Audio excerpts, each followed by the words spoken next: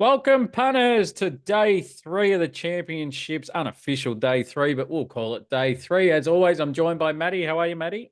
Going very well, William. How are you? Good, good. It's day three of the championships. The Quokka's here to be run and won, so we'll preview that. And we have another podcast. I don't know what more Mate, to say. there's listed races or better in pretty much every state this weekend. Yes, yeah. And somehow Victoria end up at Mornington. What a great track that is. Indeed. I'll be very keen for your thoughts on the cup. Mate, I haven't even done it. That's how much I love Mornington as a track. But no, we'll preview all the Group Ones as we normally do, and we will get into the Quokka as well because we think it's a good race to be looking at. Bets around the grounds, multi. We'll move over quickly from that, and Pineapple will move over quickly as well because I absolutely stunk it up. I couldn't have gone any worse. So my hand goes up and apologizes, and I hand everything over to Maddie because I just can't do a thing right at the moment.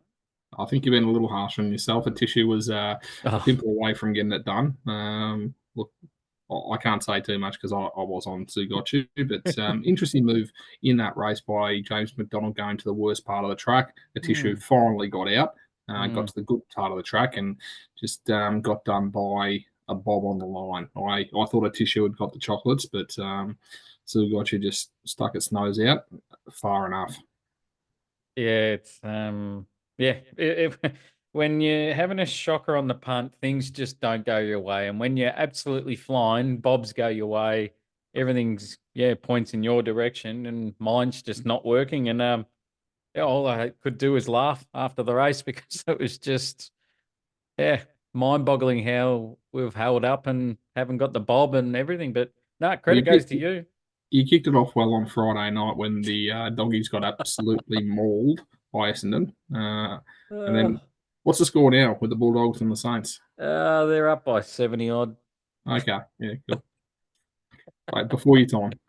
Oh, mate, it's just so I'm sitting here just so disgusted that Bulldogs are handing Saints one and they should have handed Essendon one. But hey, that's punning. I just want something to go my way. So if there's any punting gods out there, I'm praying to everyone out there, just give me something. I can't do anything right, but hopefully this is the week it turns it around and we start getting into the positives.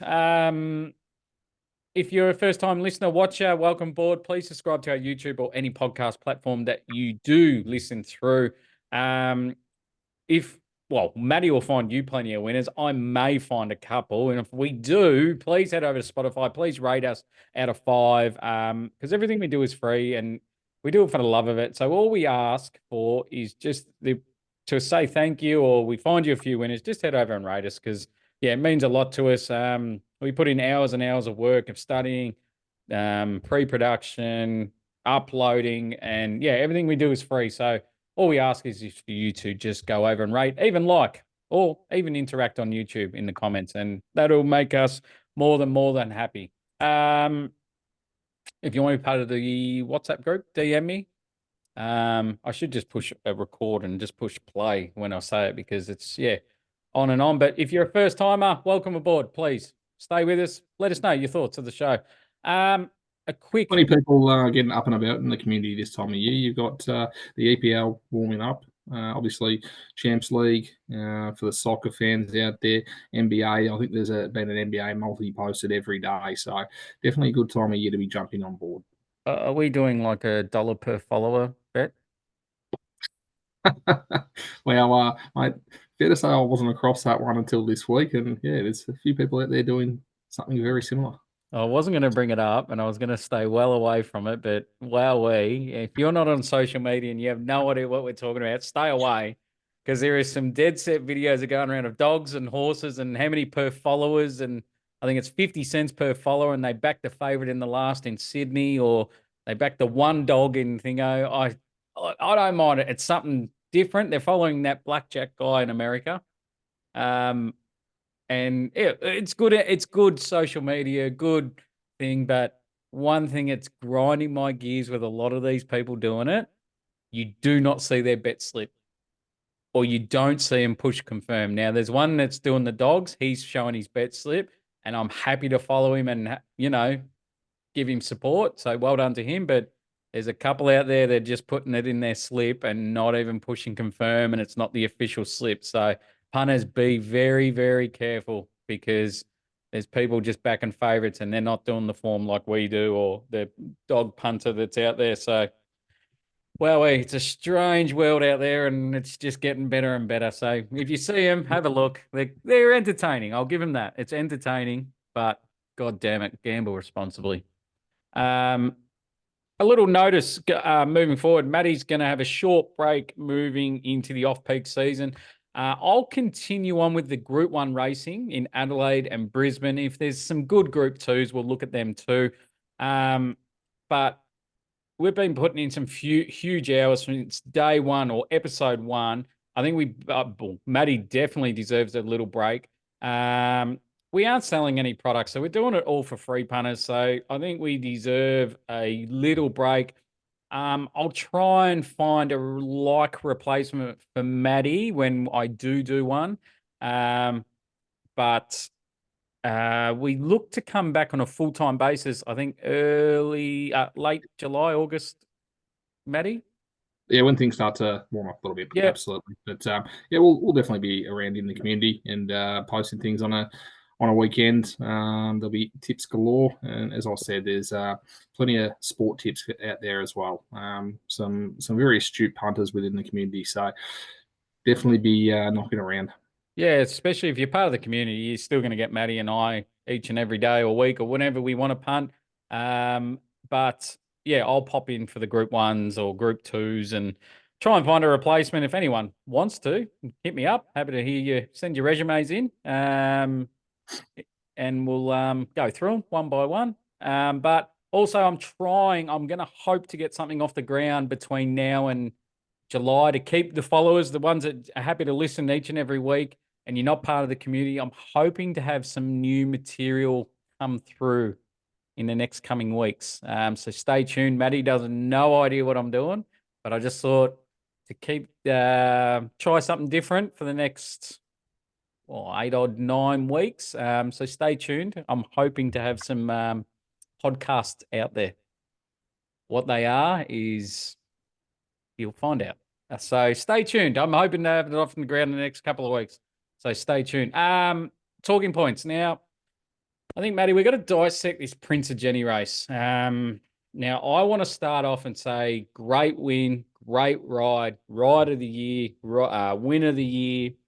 Some are saying best ride they've seen, and I can see why. But I think we've got to dive deep into this, because there's a lot of info that hasn't been released if you're not a podcast listener to some of the people out there. And I refer to these people to do my reviews because I don't have a hell of a lot of time to review 9-10 races, but they do them for me and I take their word for it. So Pride of Jenny only went 2 lengths quicker than its Australian Cup second. So just keep that in mind. It only went 2 lengths quicker than the Australian Cup.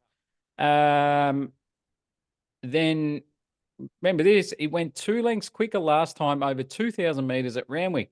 Now, that was when Regan Bayliss got suspended. So does that mean Matty D. Bates gets suspended now for that ride?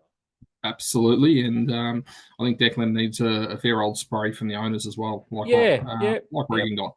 Yep, 100%. So I think that just shows how uneducated our stewards are becoming, because that's just an utter embarrassment that they've suspended Regan Bayliss. I reckon he should put in an appeal right now and get compensation, because that's just absolute laughable. So I think this is where stewards need to be more educated in some data. Very key. I think it is. Now, the big talking point here is the second horse it was in the run, and that was Mr. Brightside. The data I use, which is different to Matty and a few others, he only went benchmark. So you're spotting a horse 30 lengths. You have no hope of reeling them in. Now, C. Williams has to be the blame here a little bit, or a fair bit of it. When he's on a leader, and I've said this ages ago. I reckon it was year one that Willow goes a very, very slow tempo when he's the leader, and it's almost walking pace. It's utterly embarrassing. Now, he was the leader of the pack, technically. So I've got to judge that, and it was lucky to be benchmarked. I think that's embarrassing. Now we've also got to point out Lindemann was a scratching. He would have been that second horse. So once Lindemann comes out, you look at the field, they were all just back markers. Cascadian, Via Sistina. Now, J Mac came out and used the word embarrassing. And that's fair enough. He can use that, and I'm not going to knock him. But then people were saying, well, why didn't J Mac go more forward? Well, if you're saying that, you're actually not educated enough, because Via Sistina is a back marker. So he did everything that was right for the horse. Cascadian is a back marker. Yeah, all the others are just back markers. So Brightside was there.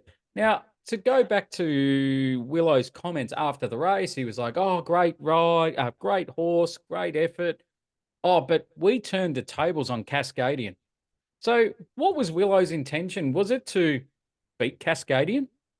Just go out and ride it? Because if he went the same tempo that he did in the Australian Cup, he wouldn't have run where he ran. He'll be way out the back. So he's deliberately gone slower to run the 2,000 meters, which has always been a question mark. But has he actually been? Was he actually riding to win the race? I don't know. Just the comments were a bit weird for me. For me, moving forward, and I said, don't get me wrong, great win, great ride, 10 out of 10, ride of the year, win of the year, great. I'm going to move forward. Next season is the Cox Plate, or next year, or this year, later this year.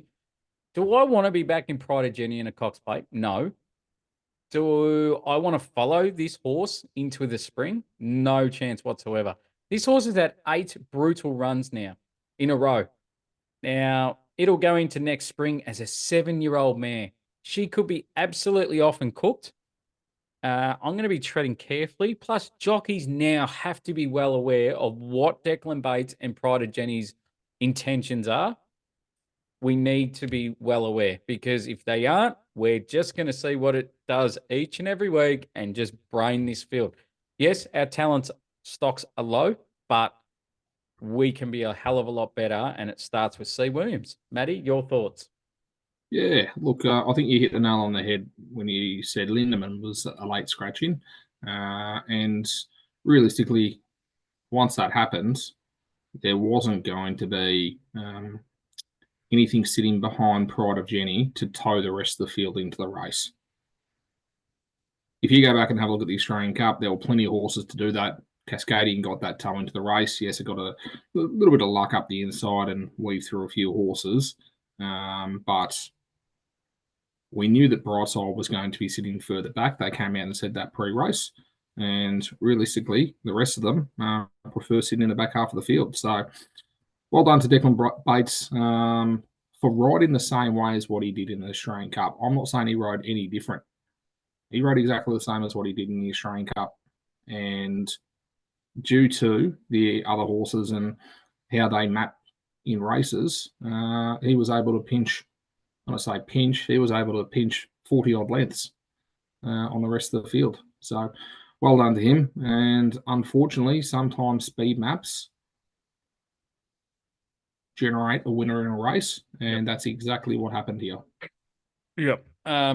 To anyone out there that predicted the horse to be that far in front, full credit goes to you. But yeah, I mapped Brightside near last to try and get the 2,000, but yeah, I don't know. It just dumbfounded how Willow thought it was a good idea what he did. I know an article came out from Richie Callender saying, "Oh, they should suspend Craig Williams."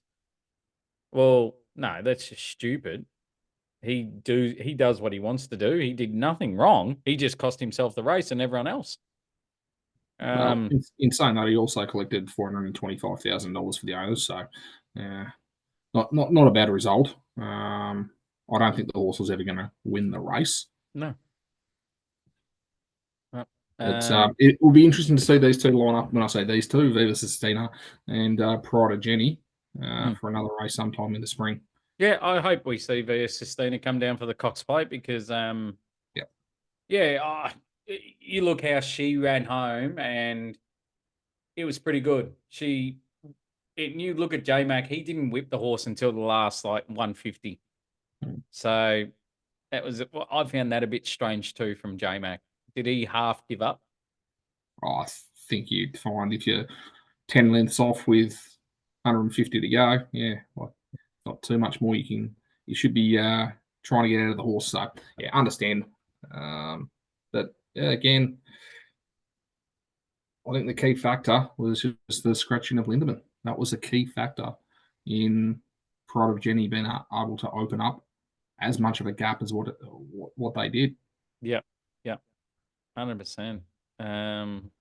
Yeah, so you wouldn't, yeah, you're not going to hear those thoughts anywhere else, guys. Yeah, just dumbfounded. But why Willow has come out and said, "Oh, we beat Cascadian." Just weird comments. I don't know if he just tried to put a positive on a negative issue, but yeah, I don't know. It'll be interesting to see how Brightside comes back next year and what they aiming for, especially like, do they go to a Cox Plate? I know they were inches away, but geez, he doesn't run 2,000 meters, this horse, and I don't know. That's just my thoughts. Jimmy Star, Matty. We know how Yep, much hype this has got, and running he, around this weekend. yeah, he is. Be interesting to see how he goes. Been aimed for a Stradbroke, Matty. Would you back him in a Stradbroke? Well, not right now. I wouldn't know. Let's see how it goes over the weekend. But initial reaction would be no. I wouldn't be touching it in a Stradbroke. Yeah, I'm 100% with you. I think it's the most overhyped horse in Australia at the moment. My favourite horse, and I love this horse to bits, and each and every week I love talking about it, is V8. I've been a fan since day one, Matty. You know that. Um, I did mention a couple of podcasts ago that I'd love to see this horse kick off, or not kick off, but run in a Manicato because he reminded me of Hey Doc. The similarities. Can't run 1600. I think he's going to be a great sprinter if they keep him to it. They've announced he's going to kick off in the Manicato. So I am very keen to, yeah, see this horse run in the Manicato. Would you give it Yeah, any mate. chance, mate? Absolutely, I would. I'm glad you've jumped on my bandwagon with V8. It's taken a while, but we have got you there. I think that horse has got a very bright future. Yeah, and yeah, it's funny. I said he couldn't run 1600, but he wins a 1500-meter George Ryder. So I think I can give myself a tick there. He just runs 1500. A race today, Matty. I think it's not a new thing, but I think it's something that needs to be discussed about this because there was a race at Tuncurry today, run and won. It was advertised to be raced over 1,205 meters, but the race started at the 13:05 mark. Oh, Jockeys weighed in, correct weight given. The race was given, and obviously it was the wrong distance as advertised. And they only noticed this after the correct weight was given. Now, here's my issue here. Results stand, no issue with that. Well done to anyone that won money on the race, the participants of horses winning, jockeys, trainers, strappers, well done. But what about the punters in this issue, Matty? They're involved, right? A lot of people's done their dough. Well, I don't know how much, but punters have done their dough. Now, shouldn't they be refunded? Shouldn't Racing New South Wales fund all losing bets to the punters? Now, all bookies hand in their how much was punted on the race, give it to Racing New South Wales. They refund you with the, say it was 10K punted on that race. 10K goes back to, I don't know, Tradie Bet, let's say. Tradie Bet issue their 10K back to all their punters because it was a clear mistake from Racing New South Wales participants in whoever lines the barriers up. So I think they should be refunding all the losing punters. It's just another way punters have done their money. Now, I've watched the race. if it was 12:05 meter race, I don't think the numbers change too much, but there's going to be a race when it does and it affects the results. So I just think New South Wales should put their hand in their pockets and refund people their money. Any thoughts, Matty? Was this the Cool Duke race? Yes. Just have a look at it. Look at it now. So yeah, if it was 12:05, the numbers pretty much stay the same. Yeah, there was But 50,000 in the pool across yeah, win, place, and exotics. oh, I'm sure they could take that out of the Golden Eagle Fund. It's worth 9 something million. Yeah, I Uh, just think Interesting punters point. deserve better. Yeah, If you oh want, look, if it is a mistake, and they do happen. But yeah, I wonder how you can actually uh, call that race and declare it correct weight yeah, when they haven't run the distance that's been advertised. correct. So yeah, it's comedy of errors. Not picking up on it, the barrier's in the wrong spot. So well, there'll be investigations done, but nothing will happen of it, and they'll just go, "Oh, don't worry, all good." But yeah, I think New South Wales should be funding everyone's lost money in this one because it's not fair. Notice there's a fair few apprentices there as well, but I'd probably be questioning the jockeys as well for none of them picking up that they were 100 metres further than where they were meant to be. Don't they have a checklist? Like, okay, check. Yep, are we in the 1200-meter mark? Yes, tick. Is someone signing off on it before the race and checking? I know we check every horse's branding before the race. So, is anyone checking? Or and the weights as well? They're checking the weights before they put on the horse. So, Mm. why isn't anyone checking where the barriers are fucking sitting? Well, Like, I'm sure it was an oversight, but yeah, interesting one. oh, imagine the kickback if this happens at a metro meeting, mate. It'd Oh, be just, oh my god, everyone would be dead. I, They'll hang I, up I would I would North suspect Korea. that the jockeys would not let that happen, given the amount of preparation that they do for each and every mount that they have. Yeah, correct. Yeah, just I just would like to see Racing New South Wales give back to the punters because punters do their money a lot of ways, and a lot of people gamble responsibly. And I just think, yeah, goodwill, get everything back. Sportsbet probably gave back to their punters, and they can do that. They can afford that, but there'd be people betting with like Mint Bet or Wish Bet and all these little ones, and they can't afford to be a justice refund. Or can afford, but they just choose not to. But yeah, that's something I would like to see. All right, let's move over to the important stuff. Winners, winners, and winners, or in my case, losers. Randwick Race 7, Matty, Champagne Stakes, Group 1, 2-year-old, 1,600 metres. Your thoughts? A few horses I'll just run through here. I know needs conditions to be dry. You'd expect it to be up front where it has been, and look much better getting up in distance here as well. So linebacker got the better of a node over 1,400 metres, so it needs to be under consideration. Broadsiding on the quick backup after last week, where it was too good for them over 16.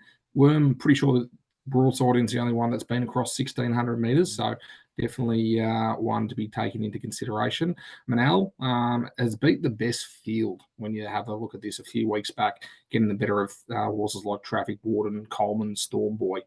So, Warren, there are a few horses that definitely need to be taken into consideration with a race like this. But Warren, I'm going to be landing with a note here. Now, my thinking is I know where it's going to be. I believe that moving up to the 1,600 won't be an issue for this horse. It's had 2 tries at 1,400, and other than last start where my belief is the heavy track got the better of it, I think it's demonstrated that it will be able to run out the 1,600 metres. Knowing that it's going to be jumping from barrier number 3, going to the lead, and I think it's going to get a fairly easy lead, which will mean that it should definitely be in the top 3 here. Whether it has got enough in the tank to be winning is my only question mark. I'd be expecting a horse like broadside in, even linebacker, to be really testing it at the end of the race. But Worm, quite comfortable to have a note on top. I think it's a good bet at $8, but it's probably one where you'd be betting a 1x4. How did you see this one? Mate, I'm with you in some way here. I'm taking on the faves. I just got a couple of knock on these two faves. In linebacker and Manal. Linebacker, good win last start, but it was in the A ground and you had to be close to that rail. Lanes 1 and 2, and it was. Broadsiding was in that race with linebacker, and he was out wide and made up nice ground considering he wasn't in the A ground. Manal coming off a golden slipper, which ran well. Then in a size produce, nice win. I just don't know if it handled the heavy, and it just got the job done. Gets to a better track condition, but it's had 2 grand finals coming off a heavy track. Now this is its third. I just I don't want to be touching that at $2.30. No, look, if you like it, go your hardest. But for me, I just can't get involved. 2-year-old first campaign, a lot of ifs. But I'm happy to be with broadsiding here.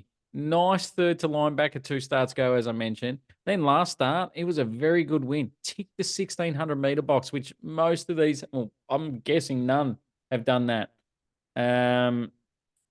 So yeah, and I don't think it'll be any issue with the 1,600. You're getting 650 to find out, and I think that's quite a generous price for broad siding. Any final thoughts, Matty? No, mate. Look, there's definitely a few horse winning chances within the race. Stepping up to the 1,600 from 1,400 for a lot of these is always a question mark. But yeah, opportunity for one of these to be staying in a Group 1 where you'd probably say that not too many of these would have thought that they would have been walking away with a Group 1 after this preparation. So good opportunity for this field. Yep, 100%. All right, Randwick, race 8, all age stakes, Group 1, 1,400. Matty, take it away. Espiona from barrier number 8. It's going to be really interesting to see where this lands. Now, you'd be expecting with 14 horses in this race, Worm, that they're going to be 3 wide. If that's the case, I think Espiona probably gets to sit and gets to sit 1, worst case 2 back, and 3 wide. I think it's going to get that sit 3 wide and 1 back from the lead group. So if that's the case, it's going to get a really, really handy run within this race. The question mark is if it doesn't and they do only go a 2 pair, I think you're going to find it's going to be in the back 4, and that's going to make it quite challenging within this field. Sunshine in Paris, Worm. I've been with this horse for a while.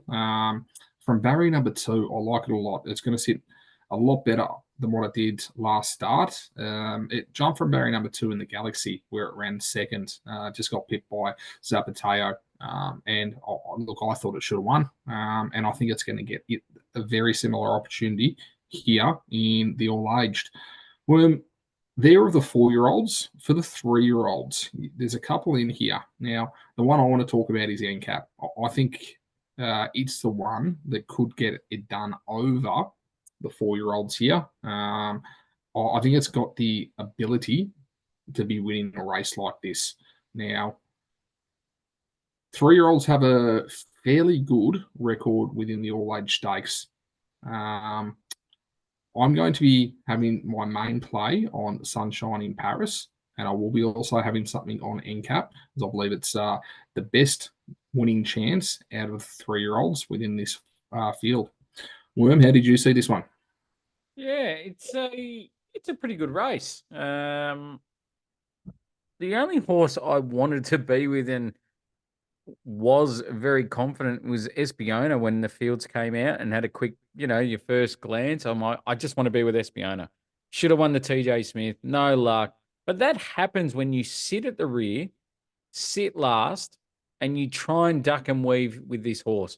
Now, I've said for years on years, and it shits me watching this horse, it needs to go the Melbourne way. It will piss in any race if it goes the Melbourne way. And you look at it again at the last start, head on its side to wanting to go the Melbourne way. But no, Chris Wallen's a stubborn bastard, and he will not change this horse. But let's go back to this race. If the seas part for this horse at the rear, then this horse just wins. They're asking you to take a $3.80 for a back marker, or $4 now. Do I want to take that? No, I'm looking for a horse that's map positive. Buffalo River here, you have to forgive. He hasn't been leading of late. Now, when this horse wins, it leads on its own tempo. So if this horse finds its own tempo, I think we've got to add this into the exotics because I think he finds the lead. Southport Tycoon, thought we would get double figures for this horse. I love how lightly raced this horse is. It's had 2 trials in the Sydney going, and I loved its most recent one. Ready to go. Loved the barrier because they can sit no worse than midfield. This horse beat V8 in the Australian Guineas. Now we know V8 won the George Ryder. Got to be with Southport Tycoon. You mentioned NCAP, Matty.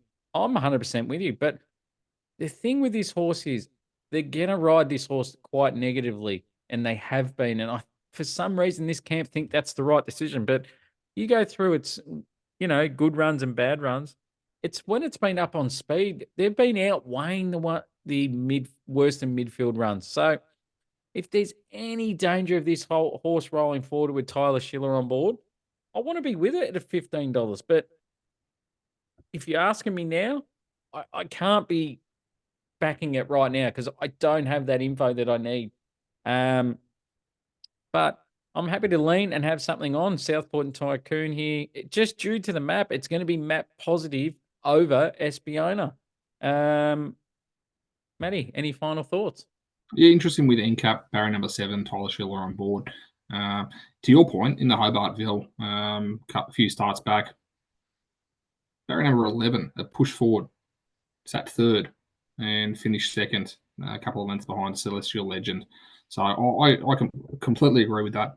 They do need to be more positive, and I think you'll find that that's the way that Tyler should be riding this from barrier number 7. May not be able to sit third, but even if it sits fourth or fifth, I think that's where it needs to be sitting.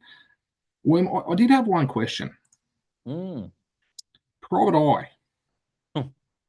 Yep. Mr. Pride and James McDonald on board for the first time. Now, James has been on Espiona. Nash usually rides Private Eye. And we're finding Nash on board Espiona and J Mac on board Private Eye. I can't work it out. I don't know why J Mac is on board Private Eye, whether it's by choice. No idea. So Nash rode Espiona last start.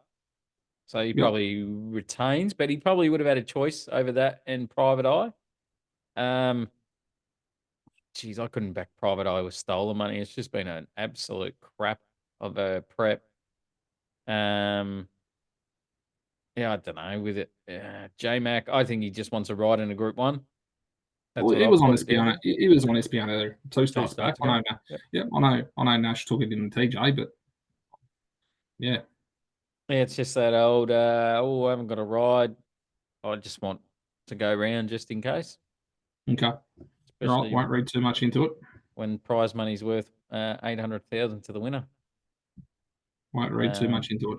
Nah, yeah. He can win without me, that's for sure. All right, Ascot, race 8, 1,200 metres, the qoukka. Matty, your thoughts? Qoukka. Look, a few I'll just run through here. Overpass. Look, like the Winterbottom, could this horse just be too good for this field? We'll see. Oscar's Fortune. We'll get a very similar map when it ran second, I think, in the Winterbottom. Where it's got that inside draw. The question mark is, how good is it over 1,200 metres? And I guess that's a consideration that we need for Oscar's Fortune. Big fan of the horse. King of Sparta. When Blake Shin is not going across to Ascot for a holiday. He's only going over there for one reason, and that is to ride King of Sparta in the qoukka. Now, this horse has to be a winning chance. Amelia's Jewel. Look, big concern here is the barrier worm. How far back is Amelia's Jewel going to get? And is it going to have the opportunity to be rounding them up from barrier number 12? That's my big question mark. Amelia's Jewel currently paying 350, 360. Would you take that price for a horse where you know it's going to be sitting back? Yeah. And if it is it going to be able to get the job done from back there? Now, I've made the case for Blake Shin going across there. Damien Lane's not going over there for a holiday either. Now, he would have ridden this horse anyway, so that's probably beside the point. Well, it's a tough one in terms of a betting proposition. But I think for me, the two standouts were Overpass and also King of Sparta. And the main reason for that is the draws. You got Overpass jumping from barrier number 6 and King of Sparta jumping from barrier number 4. I think both of those get very soft runs, and I'm expecting one of those two to be taken out the qoukka this year. How did you see this one? Yeah, this is let's just start with the prize money here. With $2 million to first, right? So it's a $5 million race. I'd love to know what WA thoughts on this field for that amount of money. You take Overpass, Amelia's Jewel, and Bella Nipotina out, and you've got a very, very average field. I think for that prize money, what it's worth. What it will do for the state and the racing, going gangbusters, and it's the right thing to do. But yeah, I think the field is very poor here. To the race, I really don't like this race. You have Overpass here first up. Yeah, it won the I think the Winterbottom. But it's just coming off an okay trial. I wasn't impressed by it. Amelia's Jewel and Bella Nipotina both have bad barriers. Both will probably be near the rear. Don't get me wrong, the best of Amelia's Jewel gets this done hands down. But second up now as well. That's not for me. Oscar Fortune, like mapped advantage, gets a good gate, but I'm worried it doesn't run a strong 1,200 meters. Then you have all these other horses that are going to be absolute roadblocks, I think. Oh, well, King of Sparta will be thereabouts as well. How could I forget that with B Shin on board? Whatever he jumps on, it's just wins. So, yeah, but the rest, like Tripper Missile, it should have retired 14 preps ago. Malkovich can't even get out of its own way. We've got a New Zealander that has okay form, but it's $27. Ripcord not going like it won the other prep where it stormed onto the down the outside. Not going anywhere near. Wild Bell, I think raced in Vic. They're just some absolute stinkers in this race. And look, if AJ's 5 off and when straightening, she wins, no doubt.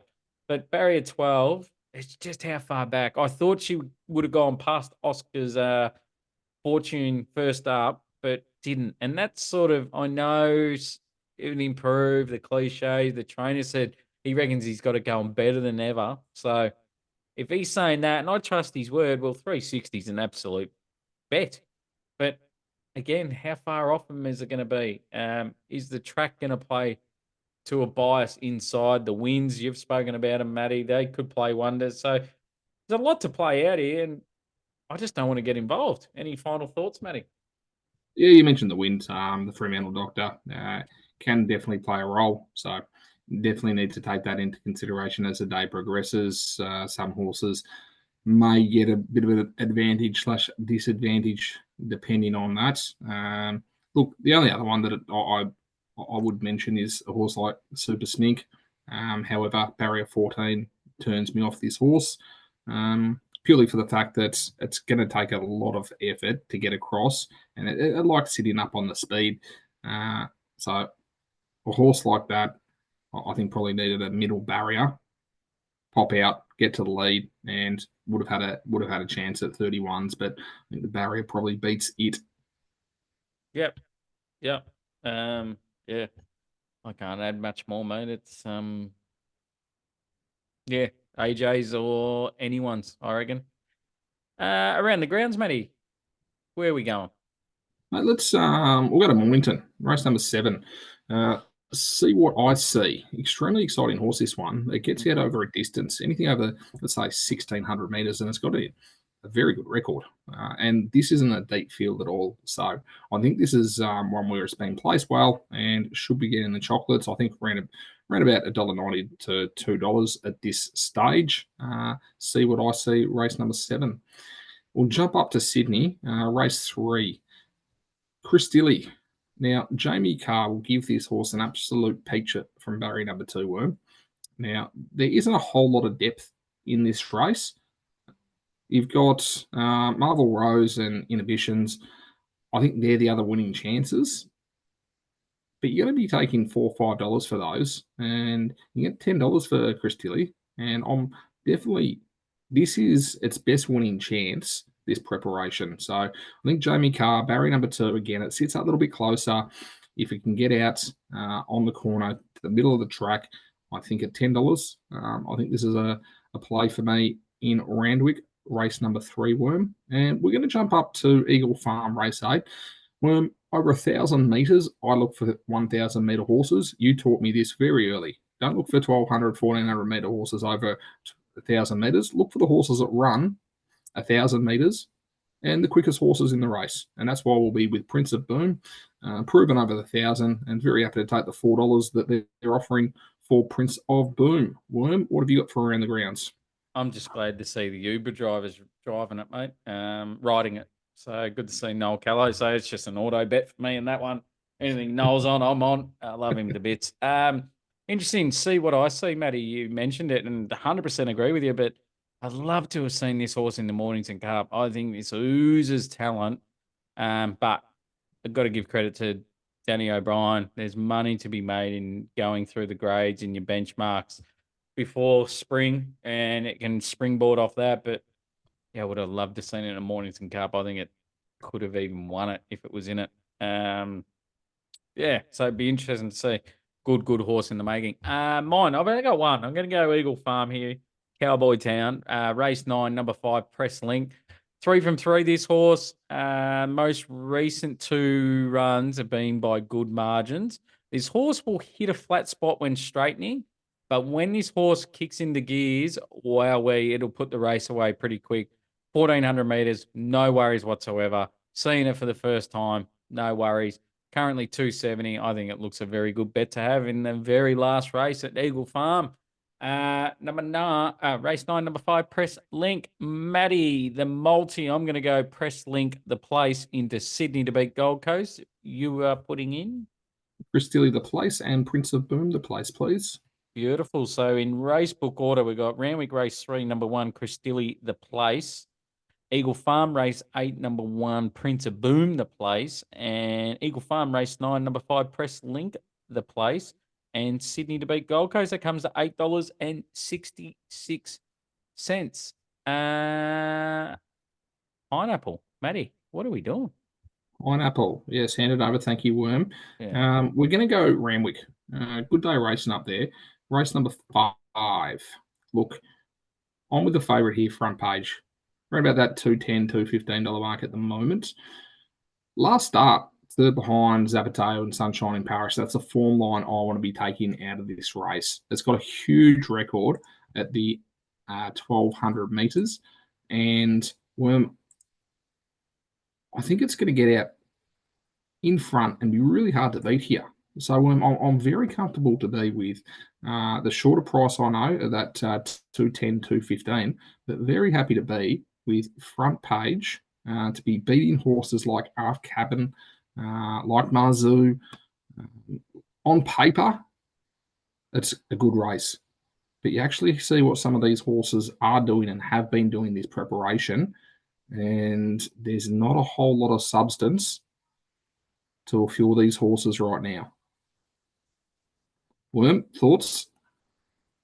Yeah, I think you better take the price now because you've got Marzu in the market at 750, blows or scratch it because it's gone. Half Cabin, wowee, 450 on the blow, on the drift already. Rocketing by Holyfield, Sinawam. Well, if Sinawam wins at 151, I won't return in early July because I backed it 13 preps ago and it still can't win. Yeah, mate, this looks a very, very smart play and $2.10. You won't be getting that come race time. Wouldn't have thought so. No, no. I think they'll definitely come for it. Yep, definitely. Any final thoughts on a massive weekend?